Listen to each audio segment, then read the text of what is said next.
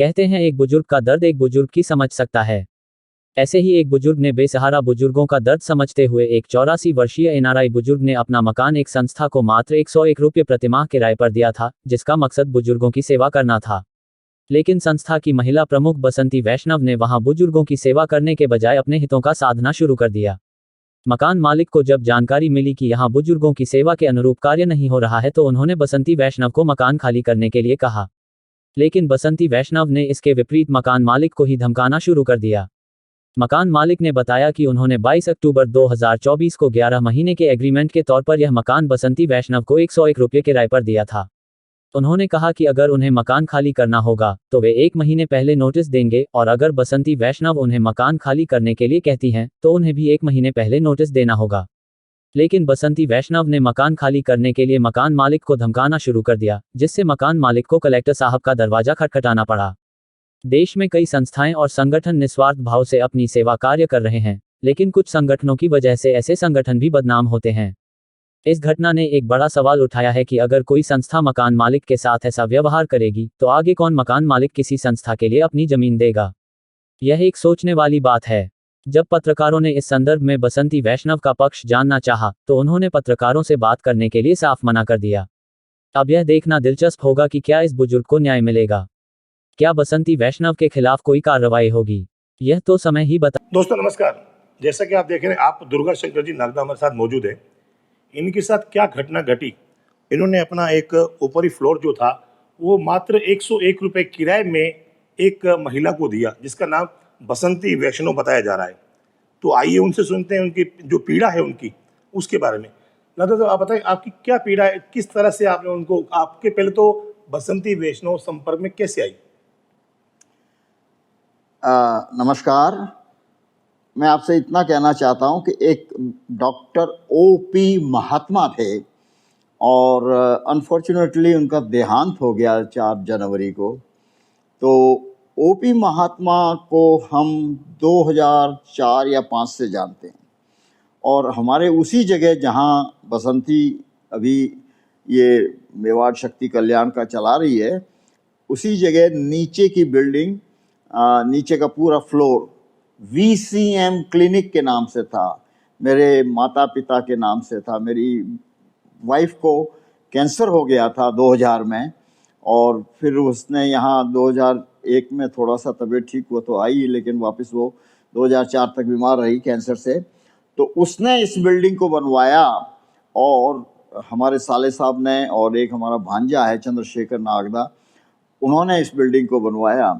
और फिर हमने वहाँ पर VCM क्लिनिक शुरू किया, वर्दीबाई चुन्नीलाल मेमोरियल क्लिनिक। मेरी माँ का नाम है वर्दीबाई और चुन्नीलाल जी मेरे पिता का नाम है। तो उस क्लिनिक में डॉक्टर O.P. महात्मा है, मेडिकल डॉक्टर है, लेकिन हमने तो एक डॉक्टर हायर किया था।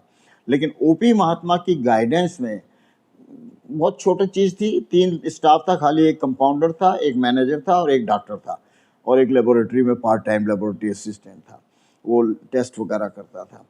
तो उस समय से हम O.P. महात्मा को जानते हैं, और O.P. महात्मा साहब ने बहुत अच्छा काम किया हमारे लिए, और 11-12 में तक VCM क्लिनिक चला। हम सिर्फ BPL कार्ड वालों को ही इलाज फ्री में करते थे, और बाकी कोई भी आओ, धनी आओ, कोई भी आदमी आओ ऐड का कहीं का भी, तो डॉक्टर उसको फ्री देख लेगा, लेकिन दवाएं हम फ्री उसको नहीं देंगे जब तक BPL कार्ड उसके नहीं होगा। तो ये हम करते थे। तो उन्होंने अच्छा किया, तो वो उनको मैं जानता था, तो वो इस महिला को लेके आए मेरे पास में, और ये बोला कि अच्छा। उसके बाद मैं एक दफ़ा किराया चला ना, उसके बाद में हमने गए 4 साल से वहाँ अपना घर आश्रम चला था, और उन्होंने इतना अच्छा काम किया। वास्तव में मानव सेवा ही परमात्मा की सेवा है, और ऐसे मनुष्य जो फुटपाथ पे रहते थे, आदमी थे सभी, तो वो किया। तो 4 साल तक वो चला, उनको भी वही सेम एग्रीमेंट था, रिटर्न एग्रीमेंट सेम था। तो इनको भी 101 में दिया था, और वो बहुत अच्छा काम करते थे। तो भैया हमारा क्या, मैं आज 40-50 साल से बाहर हूँ, मेरी उम्र 84 ईयर है, मैं सीनियर सिटीजन, आप लोग कहते हो तो सीनियर सिटीजन है, और मैं 40-50 साल से बाहर हूँ। 69 में मैं गया था बाहर, उसके बाद 77 में मैं अमेरिका चला गया था। अमेरिका से मैं आया ही इसलिए था कि मैं सेवा का काम करूं, मानव जाति का। और अभी हमने चौहान साहब के मदद से एक अनाथालय देखा अभी, फिर उसके पहले हमने लास्ट महीने में, मैं हालांकि मैं चल नहीं सकता हूं, लेकिन एक आदमी है वो मुझे ले गया और अर्चना जी मुझे ले गई, तो ड्राइव वो किया है। तो मूक बधिर छात्राओं के वहाँ हम गए, उनको हमने मदद की। तो हमारा काम ही सेवा का काम है, सेवा ही परम धर्म है। रामायण में साफ लिखा है, सेवक सेव्य भाव बिनु भव सागर न तरई कोई भी भव सागर से तर नहीं सकता सेवा के भाव के बिना, और सेवा का भाव जब तक नहीं होगा सेवा होगी नहीं।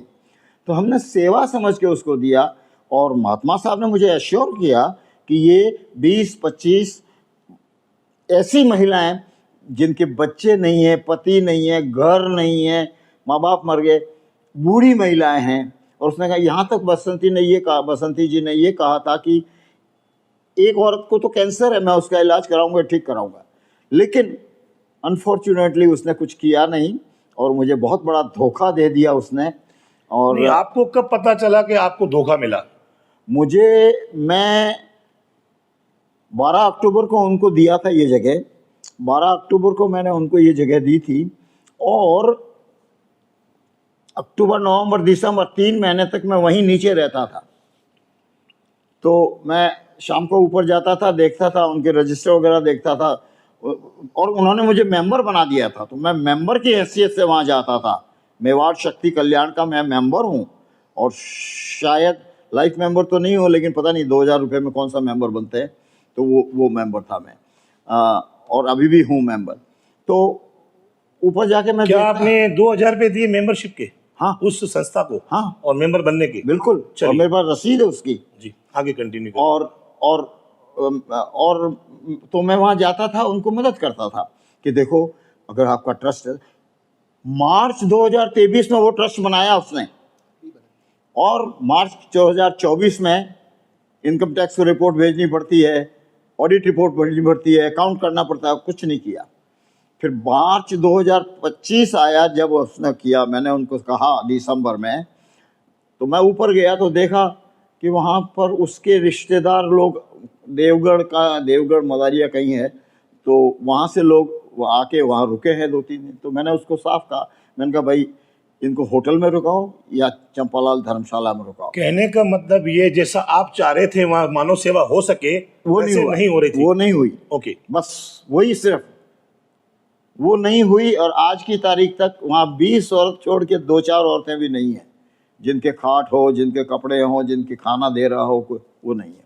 तो और फिर अभी उसने एक लाइब्रेरी खोल दी वहाँ, ओपी महात्मा के नाम से, तो पुस्तकालय खोला।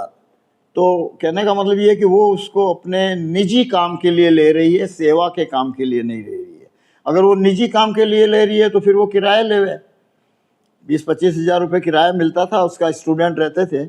तो हमने उसको 101 में इसलिए दिया था कि जैसे अपना घर आश्रम वाले जनता की इतनी सेवा कर रहे हैं, मैं तो वहाँ रहा हूँ ना। तो जैसे अभी थोड़ी देर पहले आपने कहा मैं फॉरेन से आए इसीलिए हूँ मानव सेवा करने बिल्कुल। के लिए, तो आपने ये क्यों नहीं चाहा कि मैं वहाँ रह के वहाँ सेवा करूँ? वहीं तो रहता था। बसंती देवी को हाँ, बहुत देने वेरी गुड, का क्या मतलब? Very good question. मैं वहीं रहता था दिसंबर तक। अनफॉर्चुनेटली उसी जगह चौक में हम लोग बाहर जा रहे थे और मैं गिर गया तो मेरे ये टूट गई हड्डी। तो 5 तारीख को मेरे सर्जरी हुई सुधा हॉस्पिटल में, डॉक्टर मनीष अग्रवाल ने सर्जरी की। 6 को मुझे डिस्चार्ज किया। फिर मैं वहाँ नहीं गया, क्योंकि वहाँ सीढ़ियाँ हैं, चढ़ नहीं सकता था, इसलिए मैं यहाँ आया। ये मेरा मकान नहीं है, मैं यहाँ रह रहा हूँ खाली। और यहाँ तो मैं बैठना ही नहीं, कहीं इतना ऊंचा है कि ठंडा ही नहीं होता। पंखा था और पंखा हटवा दिया उन लोगों ने, मकान मालिक ने पंखा हटवा दिया। और पंखे के बगैर कैसे बैठोगे गर्मियों में, यहाँ गर्मी भी खूब पड़ती है। तो इसलिए मैं यहाँ आया और तब से मैं यहीं हूँ। 2 महीने तो खाट में रहा था, पोटी भी खाट में की मैंने। आप उस बसंती देवी से वापस अपना जो फ्लोर दे रखा है आपने, हाँ, वो वापस लेने के लिए क्या कार्रवाई करी आप? हाँ, वो हमारे एग्रीमेंट जो है, रिटर्न एग्रीमेंट, उसमें साफ लिखा हुआ कि हम इसलिए दे रहे हैं कि 20-25 औरतों को रखेगी, निराश्रित औरतों को या निराश्रित लोगों को रखेगी। और सेकंड क्लॉज ये है कि कोई भी पार्टी 1 महीने का नोटिस देके खाली करा देगा। तुमको खाली करना है 1 महीने पहले हमको बोलो, हमको क्या खाली ये करा। चीज उस एग्रीमेंट में लिखी हुई है? बिल्कुल लिखी हुई है, ओके। आपने देखा होगा, कहीं ना कहीं आपने पढ़ा बसंती नहीं वैष्णो का यही मतलब कहना है कि मेरा 5 साल का एग्रीमेंट है। वो तो उससे झूठ क्या बोलती है, वो तो उसने तो लिया जो ही झूठ बोल के लिया है कि मैं ऐसे औरतों को रखूंगा, नहीं रखा। आज 7 महीने हो गए, 5 महीने ये, 3 महीने वो, 8 महीने हो गए, 12 अक्टूबर से आज। तो वो तो वैसे ही उसका झूठ का मामला है सारा, वो सभी झूठ बोला उसने। तो हमने फिर नोटिस दिया उसको, 22 अप्रैल को नोटिस दिया 1 महीने का कि भाई तू खाली कर। पहले मैंने वर्बली कहा था उसको, उसमें नोटिस हमारे एग्रीमेंट में भी लिखा है, मौखिक या लिखित नोटिस 1 महीने का। तो अभी मैं हार्ड कॉपी ला रहा था तो आपको बता देता। तो वो किया तो हमने नोटिस दे दिया। फिर उसको उस समय चाहिए था कि आके बात करती कि मुझे थोड़ा समय और दे दो, या हाँ मैं खाली कर रही हूँ, या ऐसा नहीं हो पाया। तो जब मैं मेंबर था तो ऊपर जाता था 3 महीने तक, अक्टूबर, नवंबर, दिसंबर। तो मैंने देखा उसको कि उसके तो अकाउंट की बुक ही खराब है। अकाउंट में उसने खर्चे में 15,000 लिखे थे, किसी का आए। तो मैंने कहा किससे आए? तो बोले मेरे पिताजी से लिए, पिताजी ने दिए। तो पिताजी ने दिए तो मैंने कहा रसीद कहाँ है इसकी? कोई रसीद नहीं। फिर इधर देखा खर्चे में तो चाय, समोसा, कचौड़ी, ये सब खा रहे हैं। मैंने कहा आश्रम है, तुम्हारा ट्रस्ट है, ट्रस्ट में ये खर्चा पर्सनल नहीं बता सकते अपन। तो मैंने उनको काफ़ी मदद की, कोशिश की कि वो समझ जाए। फिर मैंने उनको बोला एक विजिटर बुक रखो, जिसमें कोई तुम्हारे ट्रस्ट पे विजिट करने आवे तो उसके दस्तखत लो, वो क्या उसने क्या सोचा है आपका, सब देख के क्या सोचा है, अच्छा सोचा, बुरा, जो भी लिखा है। तो मैंने उसको खूब कोशिश की मदद करने की, लेकिन अब वो पढ़ी लिखी नहीं है बेचारी, थोड़ी सी, लेकिन उसको लोगों का वो बहुत सारा है। कई लोग उसको भरमाते हैं, कई लोग, एक अच्छावा है, अपने आप को वकील कहते हैं, है नहीं वकील। इसी तरह एक दूसरे जैन साहब है, उनके डायरेक्टर बने हुए हैं। मतलब सबसे मैंने बात की तो सभी ऐसे ही बात करते हैं, खाली मतलब आश्वासन उसको देते हैं। तो ऐसा हुआ। बसंती देवी से लास्ट क्या आपकी बात हुई? लास्ट मेरी बात हुई थी नवंबर या दिसंबर में, जब मैंने उसको वर्बल कहा था कि खाली कर दो। उसके बाद में एक दफ़े शायद मेरा एक्सीडेंट हो गया था, उसके बाद में शायद वो आई थी एक दफ़े, बस। उसके बाद कोई टेलीफोन से बात नहीं हुई, कोई लिखित बात खाली कराने के ऊपर उसका मतलब रुझान क्या था आपकी तरफ? वो तो करना ही नहीं चाहती खाली, वो करना ही नहीं चाहती है, वो खाली नहीं करना चाहती। फिर एक विजय वर्गीय नाम के आदमी हैं जो अपना घर अध्यक्ष थे, अपना घर आश्रम के। तो विजय वर्गीय जी ने मुझे कहा वो तो हड़प लेगी उस मकान को। फिर एक डॉक्टर तिवारी हैं, तो तिवारी साहब से मैंने कहा आप ये सब पहले बताते मुझे। महात्मा जी ने जब लाए, महात्मा जी को खुद को ही समझना चाहिए था कि ऐसी औरत को मेरे से नहीं मिला है, लेकिन उन्होंने मिला दिया, क्योंकि महात्मा जी अपनी खुद की भी वो चाहते थे पब्लिसिटी।